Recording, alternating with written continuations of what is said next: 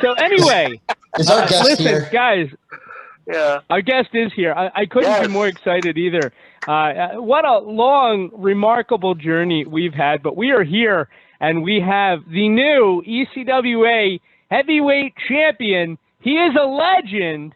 He is one of the nicest guys that you're going to meet in the locker room, out of the locker room, whatever the case may be. The one and only Monsieur Ooh La La. What's going on, sir? How you doing tonight?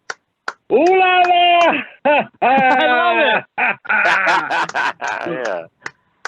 That is amazing. It is so great to see you, and I think the fans are going to get such a treat with this. Ooh la la! What went through your head on Saturday? Did you expect to win the title? You heard the first words when I got the mic, did you not? I did. I did. Do you want me to repeat them, or are you going to repeat them? You can repeat them. The first words were, "Holy shit." And he looked as surprised as anybody. Well, ooh la la. Honestly, the whole night was amazing. The whole night was amazing. Being in the Super 8, watching all the athletes, and then I never would have thought that after all these years I would have won. Yeah, it has to feel like a kind of a lifetime achievement award for you, just because you've been around for so long. And I'm sure for the longest time you just thought that's not really for you. You know, I mean, it always was like the guys that could really go in the ring. Not that you couldn't wrestle. It just you're just a whole different animal than the Joey Aces and the Sean Carrs and the Papa Duns and those kind of guys. I think even you would admit that. Oh, absolutely. I mean, and to be honest with you, Joey beat the hell out of me. I mean, he did. There was no question about it. I mean, my shoulder's still sore from being rammed into the ring post. There was handprints on my chest from being chopped. I mean, it turned into a fight out there. I mean, for me, it was do or die. That was it. There was no other outcome but winning. Otherwise, this is it. I didn't think there would be another opportunity. Well, I mean, I can certainly understand that. I mean, it's been a number of years since your last one. Before that, God knows how long since you had actually challenged for the title. Was that the toughest match that you've ever had to date? It's been a long time since I've had to fight like I had to fight that night. I mean, there's all kidding aside, Joey beat the hell out of me. There's no question about it. He fought to keep it, and I had to fight harder to take it. It's that simple. Like, to look at it, all right, you are, by all accounts, you're kind of in the twilight of your career. I mean, you've been doing this for so long. It struck me as so strange, yet at the same time so fitting. The amount of people that have come forward to show love, to show respect for you, and they were doing it even before you won the title, but the outpouring even afterward. Look at the smile on Maestro's face right now. Like, nobody could be happier than, like, every person out there to know that you achieved something like this that meant so much to you. What do you have to say to those people, to the people that were in your corner all this time? I can't thank them enough. I mean, and quite frankly, some of them are gone before they even got to see it. I mean, they've been around that long. I mean, Barry Casino. Even Boogie Woogie Brown would have been stunned to see me. Jeff Peterson. I'd love to hear what Russ Haas would have had to say about this. I mean, but they have been there. I mean, there's generations of fans that their grandfather, their father, and then their children, and I wasn't always liked. You know that, Brady. There was not a lot not to like about me, but what I gave the fans each and every show for decades was moments, and we lived in the moment that night. it was really something else. And I think it translated in the match and at the end. Have you heard from any of the old school ECWA guys from back in the day? Has anybody reached out to you about this? Oh, you know who did reach out to me? One of the first guys was David Ruff. He's a boxer who has MS. He's in his 70s. He actually is not far from me, and I have visited him over the last year or two. With all this going on, I haven't been able to see him. But Johnny Max has reached out to me. Oh gosh. What Devin Storm did for me was off the charts. I mean, I'm still in awe that he spoke like that. I mean, it was just amazing. Oh gosh. There's been a lot of outpouring, and it's just, I can't thank them enough for what they have done. Now, I don't know if you saw heading into Super 8 some of the things that the Fallen Angel Christopher Daniels, another guy that you were on the roster with for a long time, some of the things that he had to say about the Super 8 and ECWA, and I mean, a lot of it was Jim Kettner, but sure, but the ECWA in general and everything that it meant for him and his career. Have you ever thought about that? Like, thought about this part of a legacy that you're such a huge part of, that so many other huge names have kind of shared in this with you? I just feel blessed that I was able to be a part of their story as they came through. I was going through, and Brady, you and I have got to hook up one weekend and go through my 2 binders of stuff. Yes. We've been talking about that forever. I have a lot of stuff. In fact, I put on Twitter, who was a tag team that used the name Sex and Violence? That was, I'm not sure. Yeah, I'm not sure. Was that, I can't think of his name. Was that Trent Acid? No. No, that was the Backseat Boys. Let me tell you, working them was fantastic. Oh, yeah? What a treat it was to actually have to share the ring with Sex and Violence, as they were known. Yeah. Was that Edge and Christian, Sex and Violence? It was. It was Sex and Castle and Christian Cage. That's I found funny. it in one of my old PCW pamphlets I have. Okay. Oh, that is cool. That is really cool. I forgot. I mean, Christian, Edge, and Andrew Martin were in the locker room with us for years. Yeah.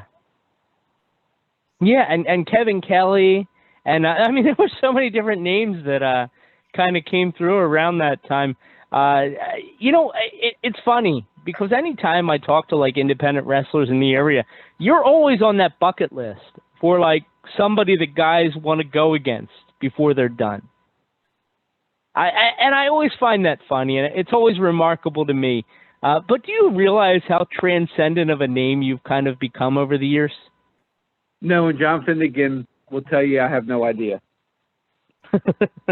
I still don't have any idea, but it's all good.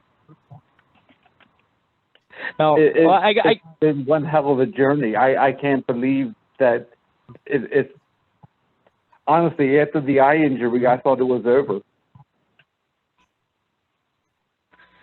Well, it was definitely a difficult injury, but you certainly have recovered from it nicely, and you're sporting those great shades as well, I gotta say. Does your wife ever get tired of being around Mr. Ooh La La? Because I'd imagine it's something that doesn't turn off too easily.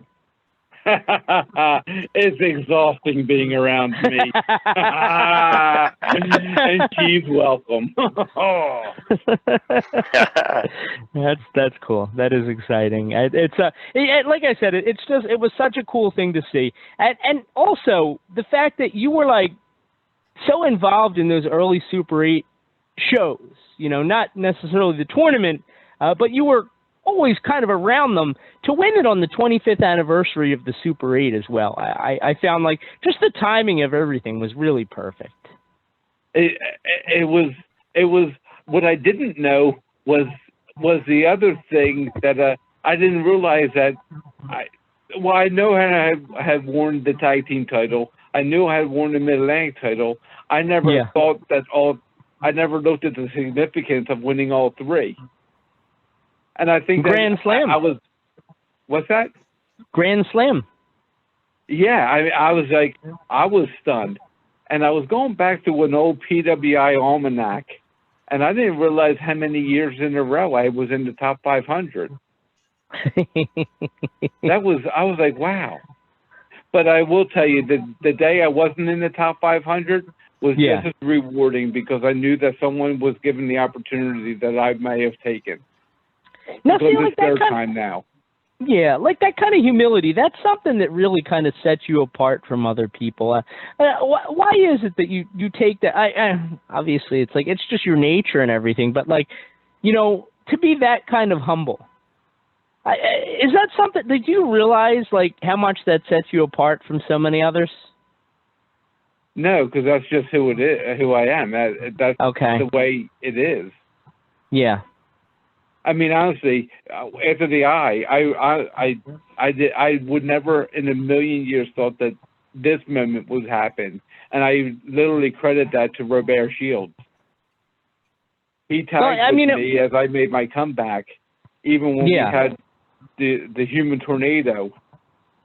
That was one of my first matches coming back. And I remember those days. Like that was when I met you, was back around when you were teaming with Bobby Shields, with Robert.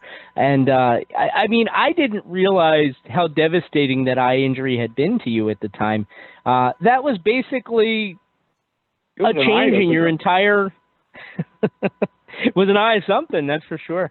But it was definitely like it kind of marked a change in your career in a way, because up until that point, you know, I don't know, it's almost like your attitude changed at that point. Like you kind of focused more on like enjoying and living for every moment versus like just being out there trying to win titles or whatever the case may be. No, you're right, but it also forced me to change the way. Like anytime anybody's on my left-hand side, I won't see you. I mean, driving's a real treat with me, let me tell you, you know? But it's just, I had to change the way. So I will tell you that Joey Ace, he caught me from the left side and he rang my bell good. Okay. And that's just the way it is. Now, okay, you know, you're talking Joey Ace, and obviously he had a strategy, and he even brought up the eye to me, like, before the show. Like, that was something that he was specifically going to go after because he saw it as a weakness or whatever. Why is it, do you think, that, like, despite being that kind of aggressive, that it just didn't pan out for him? Well, first of all, he thought he needed help. Yeah. And to be honest with you, that distraction bought me time. It was to focus. It created distraction for Joey. It didn't work out like he thought, and it bought me more time. And that may have been the difference maker. Now, did it mean, like, obviously, for those who weren't there, so Ray Calitri interferes in the match, Joey Ace's second-hand guy, and out comes Jim Molyneux. So now you got John Finnegan in the ring. He's the referee. You got Jim Molyneux.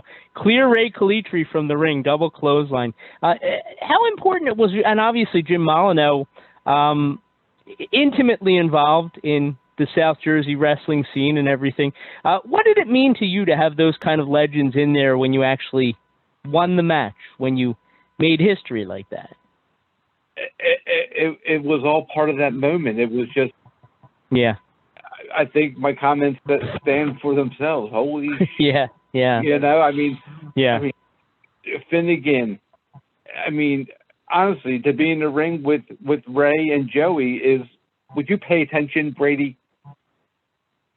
I'm paying attention. Jeez, what are you doing? Are you on Facebook? I'm paying attention. No. All right, fair enough. All right. So I had to look at the clock. Yeah. Huh? I'm looking at the stopwatch. See the time. So write down the We're not timestamp. stopping this. This is too much fun. No, I'm not stopping it.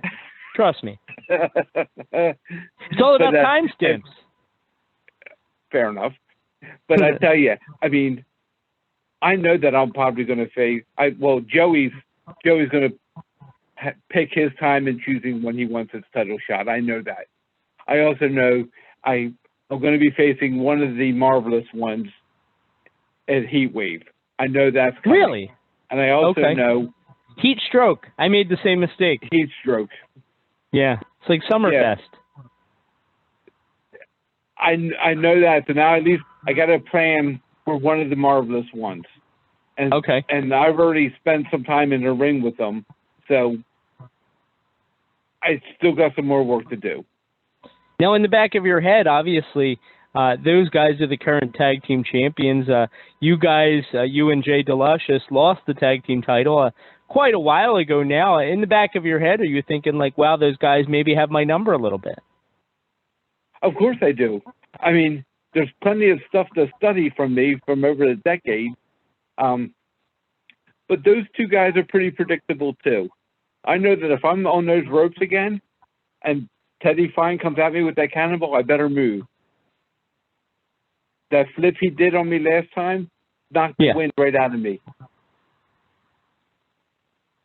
And Spitz, I mean, he's a wild card. He's like a loose cannon in there. So not only do I not know what he's going to do, but he has no idea what he's going to do.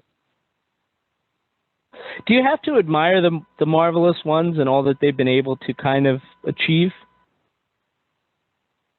They reminded me a little bit of the old me. Really? Okay. I mean, you know my history. I mean, there was, as an indie, I could have given Flair a run of the money for being one of the dirtiest players, okay? Yeah. When I had Barry in my corner, nothing was off limits. I still have the brass knuckles he gave me. I have a Texas bull rope. Do you ever sit back and just look at like it's amazing to me the metamorphosis of a wrestler, but I think you maybe have changed more than anybody else over the years from this to this to this. You're constantly evolving. Have you ever thought about that? Actually, I have, and I think that's part of my longevity. I've never settled on what I was. The moments change, and I believe I have changed with those moments. Honestly, I spend more time listening to the fans than I do anyone else when I'm in the ring, because they'll tell you what they want. They will tell you. All you have to do is listen. Yeah. And if you listen to the fan, I mean, it's to me it's 101. Just listen. That you're starving for certain things, and I feel as though I've been able to fill one of those voids month in and month out. Now, how important have the fans been for you? Not just in terms of kind of changing over the years, but in terms of what ultimately all this has led to, which is the ECWA heavyweight title, the Grand Slam of ECWA, and all that stuff. Obviously being probably the most popular guy in the company for a number of years now. First of all, I never thought I'd be as popular as Boogie Woogie Brown or Cheetah Master, but honestly, I think I have almost achieved that level, which is just remarkable in itself.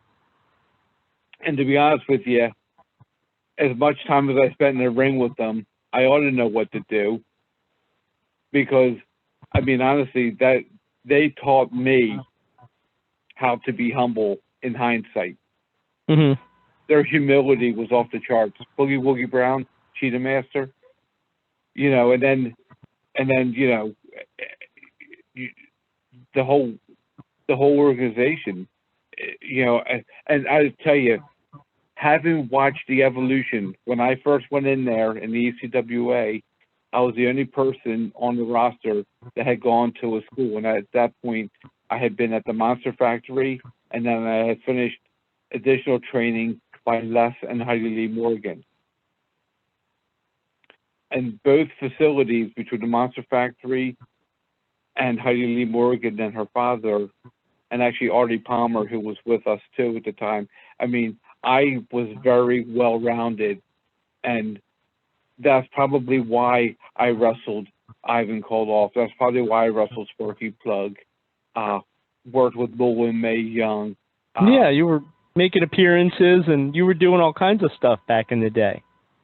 Yeah, I mean, and you know, and then as I watch, you look through the early '90s, you had Ace Darlin, Devin Storm, Billy Kidman.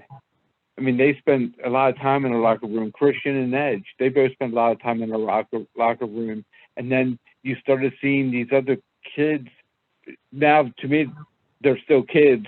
But as I watch this new crew come up, your Killians, I mean, it's just amazing and stunning to watch the level of talent that's coming through that locker room. But I know that at the end of the day, some people just want to be entertained. And that's why I think I still have had a place in the business, because I provide a different sort of entertainment and help round out the whole evening. I mean, when I'm a heel, I came to that ring and there was toilet paper hanging out of the back of my trunk, you think the kid remembered anything? No, he remembered that, because that was funny. Yeah. He was laughing. Go ahead. Or when it took you 5 years to get into the ring on one shot. I now I know how Chevy Chase. But you're right. And the day I got in the ring without tripping up the steps, the place went. The building blew up. It was standing ovation. Standing ovation. I did. I did. That was. To take his pants off. And timing is everything. What was that, Kathy? Or when Ed took forever to get his pants off to have his trunks on. Yes.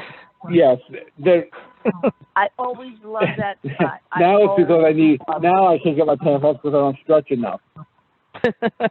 Before it was Barry being in such a rush to get the damn thing. Now you just paint them on. Get things rolling.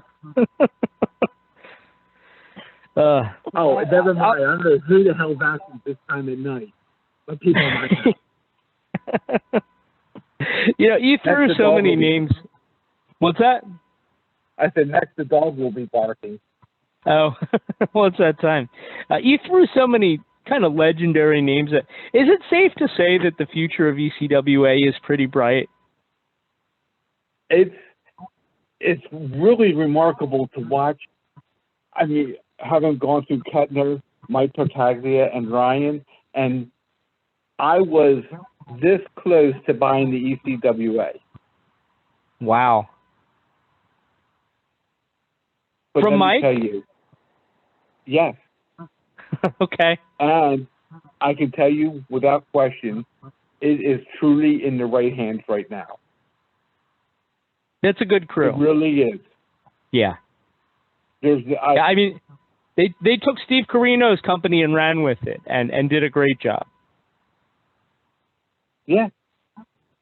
Yeah, and I think he's going to be able to build in leaps and bounds on top of what Mike had done. I mean, honestly, Mike really put a fantastic Super 8 together a couple of years ago with the Legacy one. I mean, that idea was brilliant. Yeah. And I don't understand why he didn't get the traction. Yeah. That one and the other one that always got me, sorry if I interrupted you there, it was the 2011 one, the one that had Tommaso and Adam Cole and Sami Callihan and Rich, all these guys that got signed, Austin Aries, all these guys that got signed like within a couple months of like doing the tournament. You know, I think that was the Battle Royal where you and Atu were the last two. Like that particular group, Mike Tartaglia and them, especially early on, they were putting together some incredible shows. Oh yeah, absolutely they were. And I don't know what part of the dynamic changed, but something changed. I mean, Mike brought the show to Atlantic City. Who would have ever thought that Ooh La La would have wrestled in the Showboat? That was a beautiful venue too. That was a fantastic venue. Yeah, I really liked it there. Yeah, that was pretty damn cool to be able to perform in that facility. Was that now in terms of like you're pretty well traveled and stuff? What was the most exotic location that you've ever wrestled? One of the fans wanted to know actually. Actually, Vincent Goodnight put together a show out in Kearney, Nebraska. Wow. Okay. Yes, we flew out there to Kearney, Nebraska, and it was we did 2 nights of shows. And okay. It was a really cool time. It was really just a neat experience. The fans were fantastic. Everybody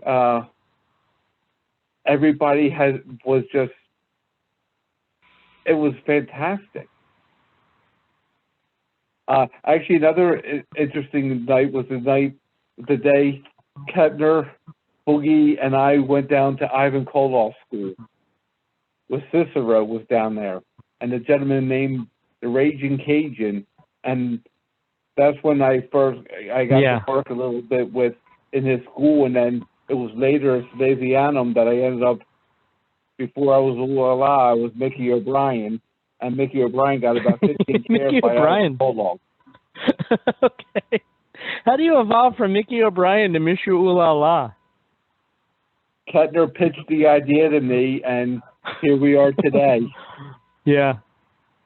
Honestly, and the start of Ooh La La began with me going out at the shows 3, 4, 5 months in a row, demonstrating a perfume with Barry, but never speaking a word. And it created a mystery. And then the other thing, after I did any move, if I did an eye poke, a punch, I would simply shout, Ooh La La. And that was the catalyst for everything. And let me tell you, Barry on the mic, introducing the finest body in the ECWA at the time, and having me do the striptease was the icing on the cake. One of the things that I always remember, sorry, I thought you were done. Sorry. Go ahead.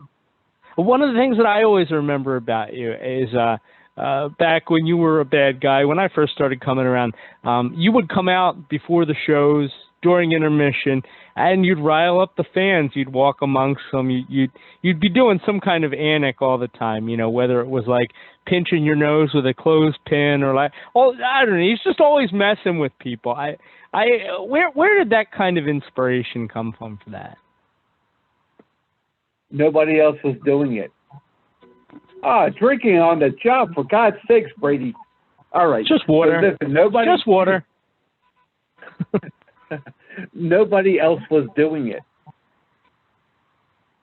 Nobody.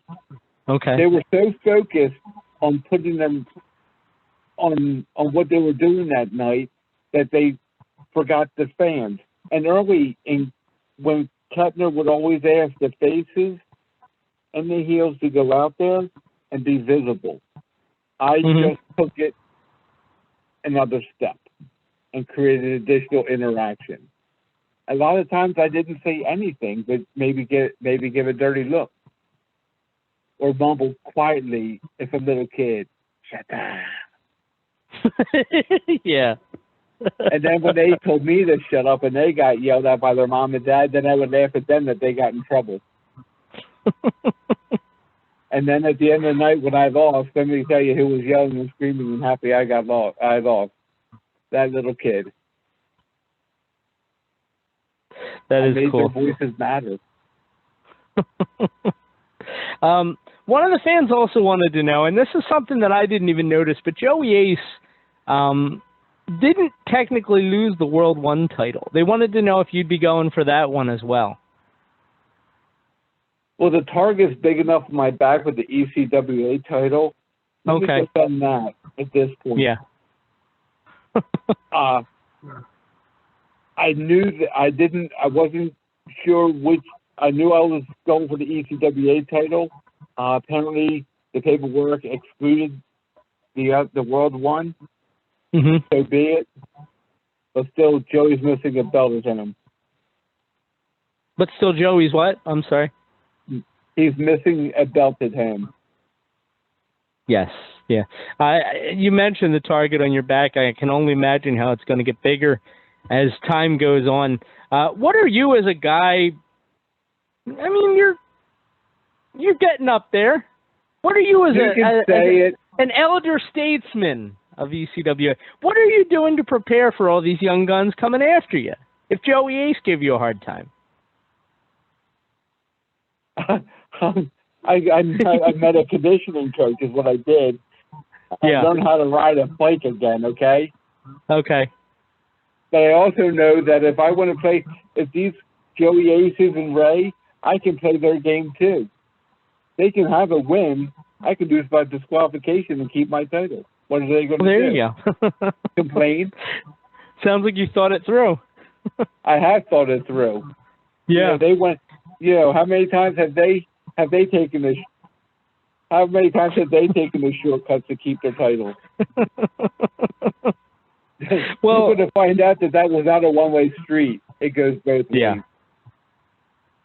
Have you gotten in touch with maybe Heidi or Les or any of your old trainers to see about anything else you can kind of add to your repertoire as this thing progresses? Actually, what I am doing is I'm completing my full circle, because on July 31st I will be defending my title at the Monster Factory where it all began, at the Women's Super 8. Really? Which is just it's fantastic. I wasn't aware that was I wasn't aware that was going to be at the Monster Factory. I believe that it is. I know that it's on the 31st. I thought it was at the Monster Factory. Okay. But,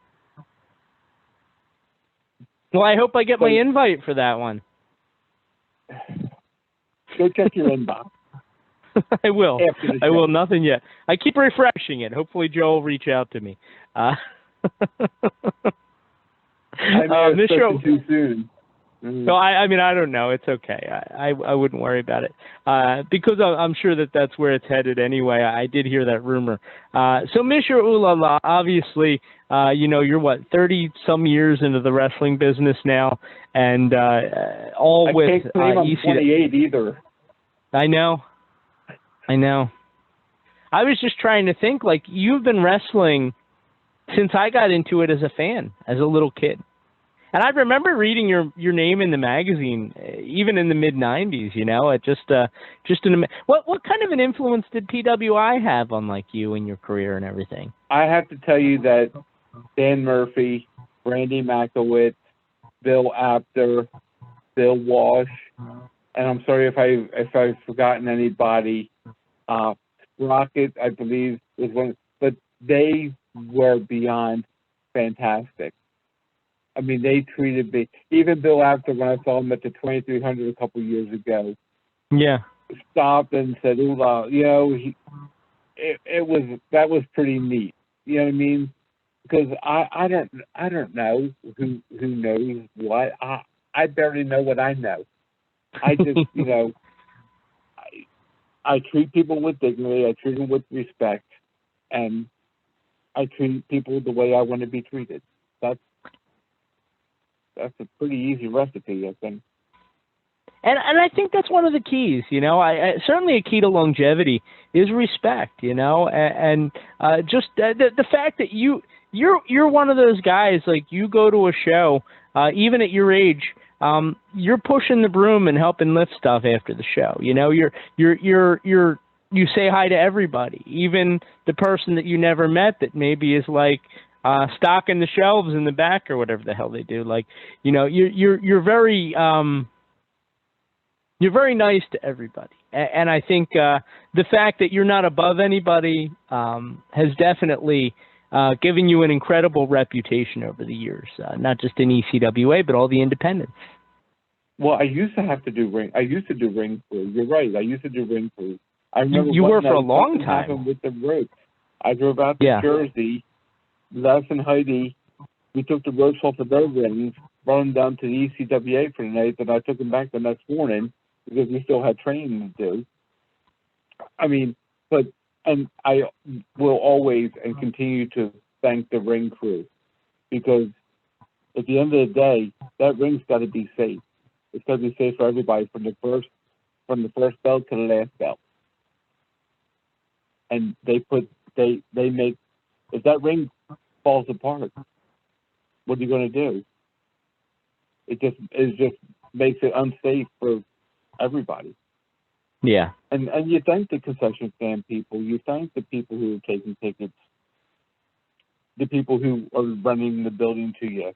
You want to come back. I want to feel appreciated, so I'm pretty sure that they want to feel appreciated.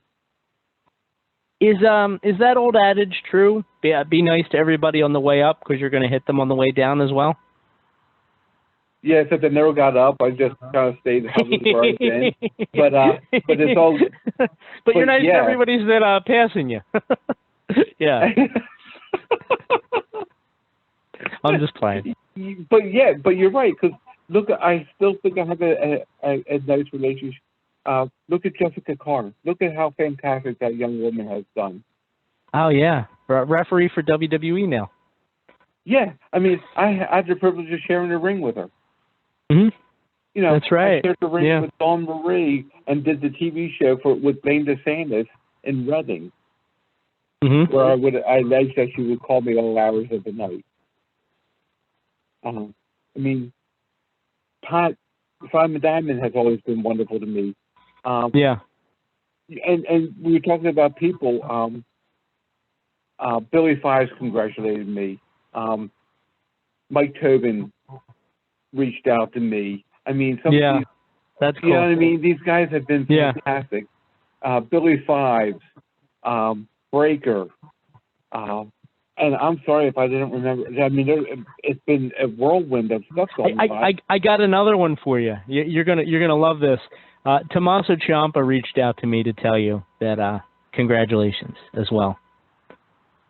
I'm sorry, but holy shit, he did?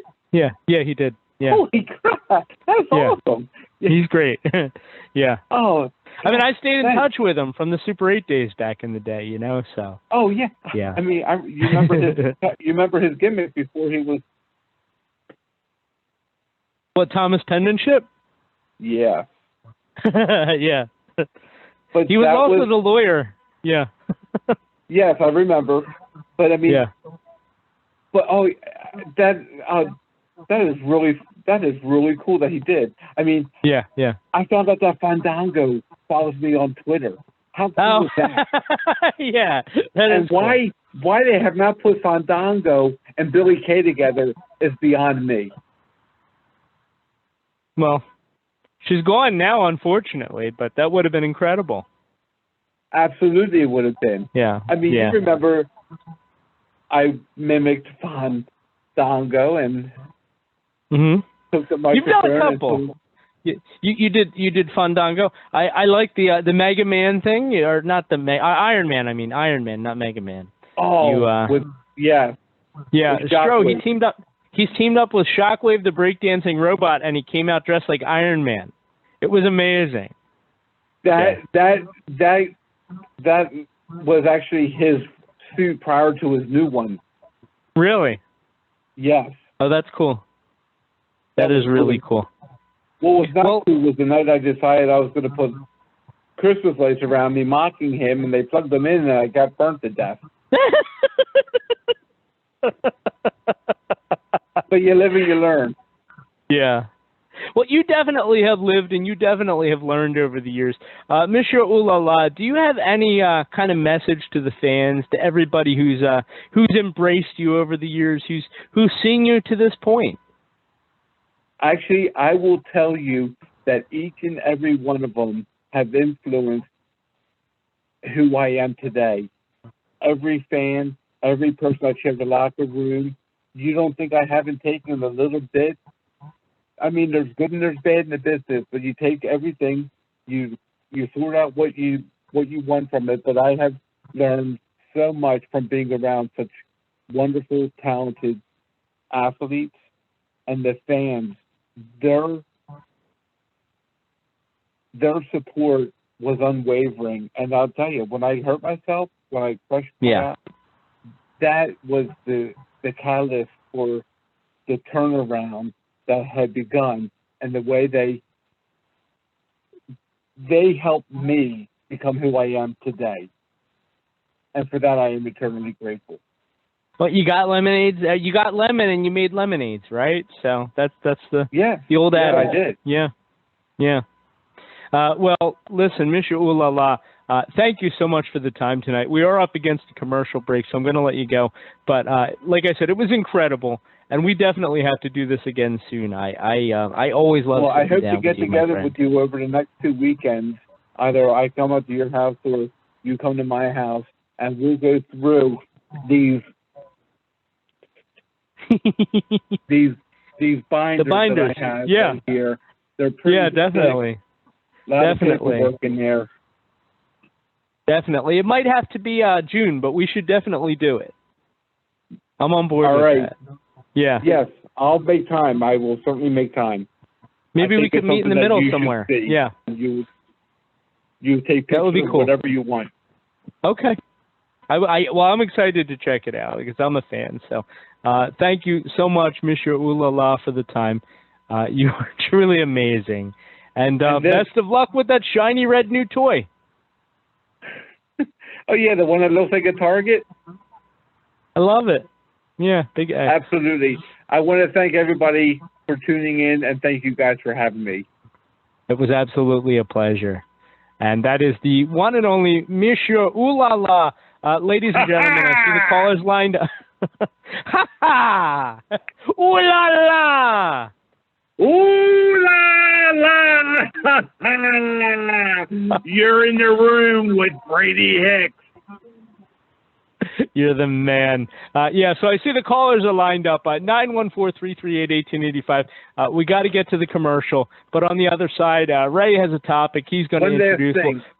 Sure thing. If anybody has any questions, they can reach out to me on Facebook. I will answer them. Okay, and that's Michael Houghton, right? Or was I not supposed to say that? Okay. It's okay. It's all good. That's your government name.